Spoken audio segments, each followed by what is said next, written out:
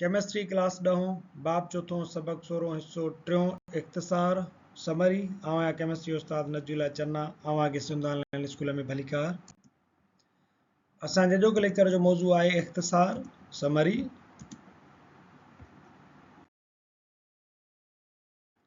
Summary जे हिन video lecture में असीं समरी जो पार्ट 3 यानी आखिरी हिस्सो पढ़ंदासीं।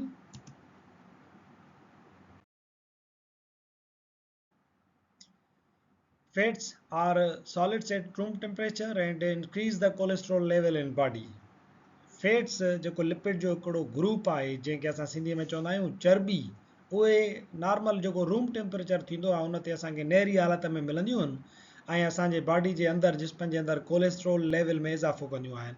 फैट्स जेके आहिनि असां ऐं आयल्स जे बारे में टेबल 4.2 में फ़र्क़ु पढ़िया हुयासीं, जंहिंमें पहिरियों फ़र्क़ु इहो हुयो त फैट्स जेके आहिनि उहे these are solids at ordinary room temperature. आम गर्मी पद ते फैट्स जेके हूंदा आहिनि उहे सख़्तु हालत में हूंदा आहिनि ऐं उन्हनि जी भेट में वरी जेके आयल्स हुया जेको लिपिड्स जो ॿियो ग्रुप हूंदो आहे उहे वरी आम गर्मी पद ते वरी असांखे लिक्विड जी हालत में मिलंदा आहिनि। ऐं ॿियो फ़र्क़ु इहो हुयो त फैट्स जेके आहिनि उहे सेचुरेटेड कंपाउंड्स हूंदा आहिनि ऐं आयल्स जेके आहिनि उहे अनसेचुरेटेड असांजा कंपाउंड्स हूंदा आहिनि। टियों जेको फ़र्क़ु आहे उहो हिते लिखियलु आहे त फैट्स असांजे जिस्म जे अंदरि कोलेस्ट्रोल जी जेका लेवल आहे उनखे वधाईंदा आहिनि। पंजो फ़र्क़ु ॿिन्ही में इहो आहे त fats increase cholesterol level in our body. चर्बी असांजे जिस्म जे अंदरि कोलेस्ट्रोल जी लेवल खे वधाईंदी आहे, जॾहिं त आयल्स जेके आहिनि उहे कोलेस्ट्रोल लेवल असांजे जिस्म जे अंदरि मेंटेन कंदा आहिनि।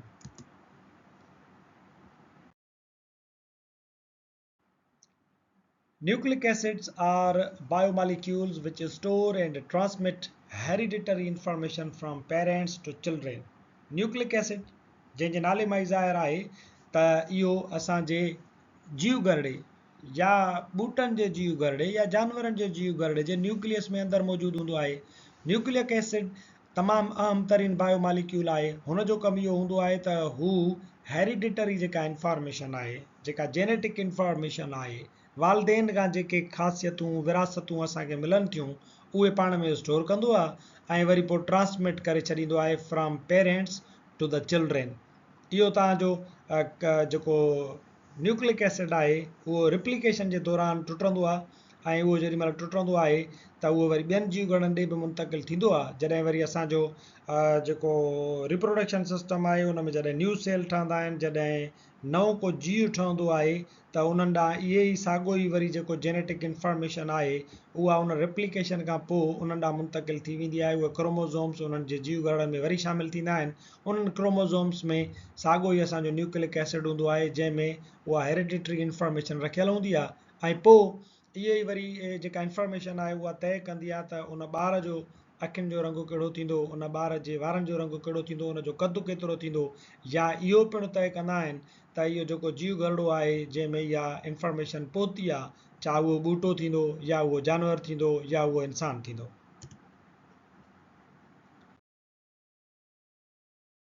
Nucleotides are the monomers of nucleic acids. Nucleic acids जा मोनोमर्स जन मां न्यूक्लिक एसिड ठहियलु हूंदो आहे उन्हनि खे असीं न्यूक्लियोटाइड्स सॾींदा आहियूं। जीअं असां कार्बोहाइड्रेट्स जा मोनोमर्स पढ़ी आयासीं ऐं असां जेको आहे सो लिपिड जा मोनोमर पढ़ी आयासीं त फैटी एसिड्स हूंदा आहिनि। प्रोटीन जा मोनोमर्स पढ़ी आयासीं त उहे अमाइनो एसिड्स हूंदा आहिनि। ईअं न्यूक्लिक एसिड जा जेकी मोनोमर्स आहिनि उहे आहिनि न्यूक्लियोटाइड्स। न्यूक्लियोटाइड जा 3 अहम हिसा हूंदा आहिनि। हिकिड़ो हूंदो आहे फास्फेट ग्रुप, ॿियो हूंदो आहे हिकिड़ो असांजो शुगर जो ग्रुप पेंटोज शुगर, ऐं टियों हुन में अटैच थियलु हूंदो आहे वरी नाइट्रोजिनस बेस। इहे जॾहिं न्यूक्लियोटाइड पाण में मिलंदा आहिनि, हीअ साॻियो ई असांजो नाइट्रोजिनस बेस आहे, हे शुगर मालिक्यूल आहे, हे तव्हांजो फास्फेट ग्रुप आहे, हीअ हिकिड़ो न्यूक्लियोटाइड आहे। इहो वरी ॿिए न्यूक्लियोटाइड सां मिलियो लिंकेज जे ज़रिए, ॿियो वरी 3 सां मिलियो, टियों वरी चौथे सां मिलियो, ईअं उहे पाण में गॾिजी करे हिकिड़ो पॉलीमर ठाहिनि था। ऐं जेकॾहिं सिंगल स्ट्रैंड आहे, हीअं हिकिड़ो सिंगल जेको आहे सो धाॻो आहे त उहो हिकिड़ो ख़ासि क़िस्म जो न्यूक्लिक एसिड ठाहींदो आहे जंहिंखे चवंदा आहियूं असां राइबो न्यूक्लिक एसिड, RNA जे नाले सां तव्हांखे इहो ॿुधलु हूंदो। वरी जेकॾहिं इहो तव्हांखे साॻियो ई स्ट्रक्चर, साॻा ई जेके असांजा न्यूक्लियोटाइड आहिनि उहे तव्हांखे डबल हेलिक्स में नज़र अचनि था, यानी जीअं तव्हां आम तौर ते ईअं डबल हेलिक्स वारी हिकिड़ी स्ट्रक्चर ॾिठी आहे त इहो वरी जेको अमाइनो इहो असांजो न्यूक्लिक एसिड आहे उहो वरी ॿियो क़िस्म थींदो, उनखे असीं चवंदा आहियूं डीऑक्सी राइबो न्यूक्लिक एसिड, जंहिंखे DNA तौर ते असां चवंदा आहियूं। डीऑक्सी राइबो न्यूक्लिक एसिड ऐं राइबो न्यूक्लिक एसिड में बसि हिकिड़ो ई फ़र्क़ु आहे त राइबो न्यूक्लिक एसिड में OH ग्रुप अटैच थियल हूंदा आहिनि ॿई पेंटोज़ शुगर में, पर डीऑक्सी राइबो न्यूक्लिक एसिड में छा थींदो आहे, हिकिड़ी OH मां ऑक्सीजन जेका आहे रिमूव थी वेंदी आहे, इन जे करे इन जो नालो रखियल आहे डीऑक्सी, यानी ऑक्सीजन जी रिमूवल।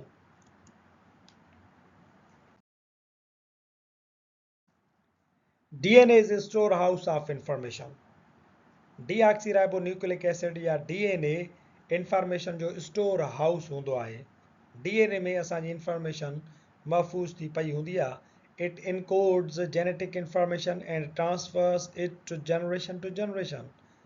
DNA छा कंदो आहे, हिकिड़ी कोडिंग में इहा समूरी जेनेटिक इंफॉर्मेशन पाण वटि महफ़ूज़ कंदो आहे ऐं नसुल दर नसुल इहा जेका विरासत आहे, जेका आबनि ॾाॾनि खां, जेका पेरेंट्स खां मिलंदी आहे, उहा मुंतकिल कंदो रहंदो आहे।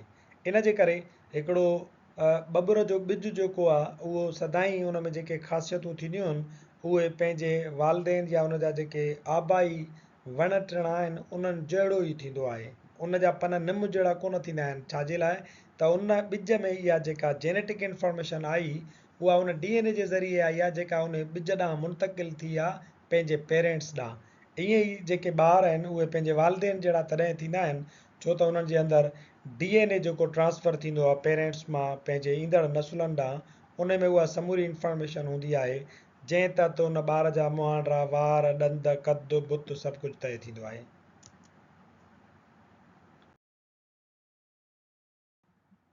RNA receives, decodes, reads and uses the information obtained from DNA. RNA छा कंदो आहे, DNA खां जेका इंफॉर्मेशन उनखे हासिलु थींदी आहे उनखे डीकोड कंदो आहे, उनखे खोलींदो आहे, उनखे पढ़ंदो आहे ऐं उनखे इस्तेमालु कंदो आहे। DNA जो कमु छा आहे, DNA जे अंदरि जेका मालिक्यूलनि जी तरतीब हूंदी आहे उहा तरतीब ई असुल में कोडिंग आहे। उहे कहिड़ी तरतीब सां रखियल आहिनि, इहा ई DNA जे अंदरि इहा कोडिंग हूंदी आहे जंहिंमें जेनेटिक इंफॉर्मेशन सेव थियल हूंदी आहे। हाणे इहो छा थींदो आहे त इहो DNA जेको आहे सो RNA तयारु कंदो आहे। RNA खे उहे समूरियूं जेके हिदायतूं आहिनि उहे उन ॾांहुं मुंतकिल कंदो आहे। RNA उहे हिदायतूं DNA खां वठी करे, इंफॉर्मेशन वठी करे, RNA वरी पाण छा कंदो आहे, उन्हनि इंफॉर्मेशन तहत राइबोसोम्स खे उन्हनि खां प्रोटीन तयारु कराईंदो आहे। हाणे इन मरहले खे असां वरी चऊं था ट्रांसलेशन। RNA जेको राइबोसोम्स खां प्रोटीन तयारु कराए थो, इन खे असां चऊं था ट्रांसलेशन। ट्रांसलेशन जो मतिलबु छा आहे, सिंथेसाइज़ अकॉर्डिंग टू द इंस्ट्रक्शंस, यानी कि प्रोटीन जेके RNA जी इंस्ट्रक्शंस तहत तयारु थियनि थियूं उनखे चइजे थो ट्रांसलेशन। ऐं वरी जेको DNA खां वरी RNA ॾे जेके इंस्ट्रक्शंस पास थींदियूं आहिनि उनखे चइबो आहे ट्रांसक्रिप्शन।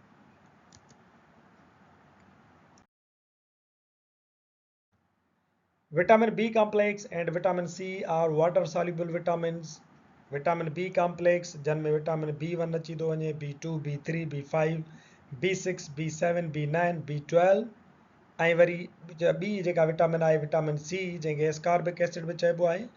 इहे समूरा वाटर सॉल्युबल विटामिन्स जो मिसाल आहिनि। Excess of these vitamins can not harm us. ही विटामिन्स जेकॾहिं तव्हां घणे मिक़दार में वापरायो था तॾहिं बि तव्हांखे इहो को बि नुक़सानु कोन पहुचाईंदियूं, because they are water soluble.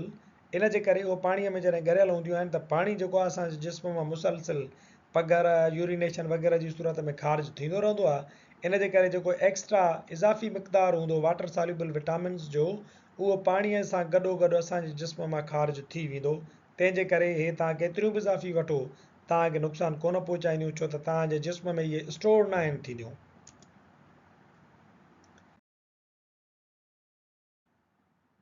Fat soluble vitamins A, D, E and K are stored in the body. Vitamin A, D, E ऐं K असांजे जिस्म में महफ़ूज़ थींदियूं आहिनि, गॾु थींदियूं आहिनि, छो त इहे फेट सॉल्युबल विटामिन्स आहिनि, यानी चर्बीअ में वञी करे इहे जज़ब थी ऐं असांजे जिस्म में जमो थींदियूं वेंदियूं आहिनि। If quantity of these vitamins exceeds, जेकॾहिं हिननि विटामिन्स जी क्वांटिटी तव्हांजे जिस्म में वधी वई, body is affected by various diseases, तव्हांजे जिस्म खे मुख़्तलिफ़ बीमारियूं लॻी सघनि थियूं। मिसाल जे तौर ते vitamin A causes irritation and headache.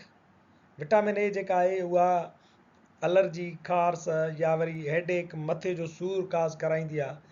चिड़ जेका आहे उहा विटामिन ए जे करे पैदा थींदी आहे जॾहिं तव्हांजे जिस्म में वधी थी वञे। विटामिन डी जे करे वरी वधी वञे थी त तव्हांजो जेको आहे सो हॾनि में सूर वग़ैरह पैदा थींदो आहे।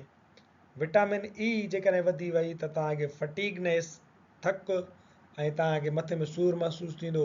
विटामिन के लिवर एंड किडनी डिज़ीज़ पैदा कंदो आहे।